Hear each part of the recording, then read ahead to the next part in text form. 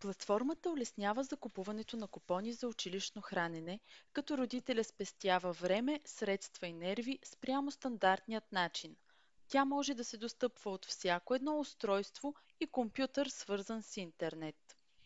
Регистрацията се извършва от страна на родителя, като след успешна регистрация, вписвайки потребителско име и парола, родителят получава достъп до платформата. След вход в системата, като еднократна операция, е необходимо да добавите данните за своето дете в потребителския си профил. Въвежда се номера на магнитната карта на ученика, както и неговата рождена дата, след което се посочват неговото учебно заведение, името му, класа и паралелката. Предоставена е възможност за отбелязване на продукти, към които детето е алергично.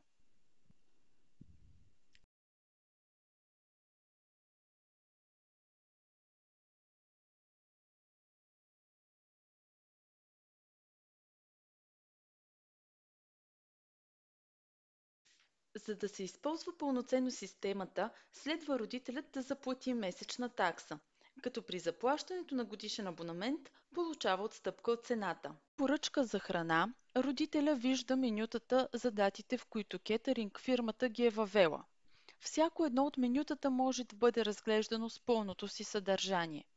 В случай, че в храната има наличие на алергени, то това ще бъде изписано. Избраните менюта се маркират и отиват в кошница. Часът, до който може да се извършва поръчката на купон, се определя от кетъринг фирмата.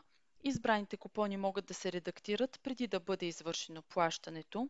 Сигурността на електронната система за разплащане е гарантирана от страна на банката. Ако по определени причини детето няма да може да използва купона си, родителя може да го откаже в срок зададен от кетъринг компанията. В случай, че купонът не бъде отказан преди зададения срок, той става невалиден и не може да се възстанови за друг ден. Посочва се причината за отказ, като например болест. Отказан купон може да бъде възстановен за друг удобен ден.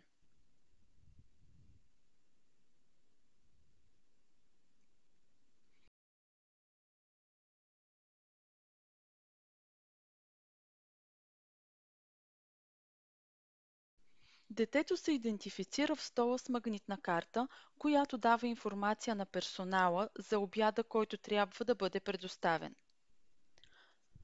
В случай на забравена карта, но закупен купон, ученикът може да бъде идентифициран по име и клас. Когато детето получи обяда си, това се отразява в платформата, откъдето родителя може да се информира. В меню Направени поръчки, родителя може да види история на всички направени поръчки, статуса на техните плащания, както и състоянието на купоните към тях.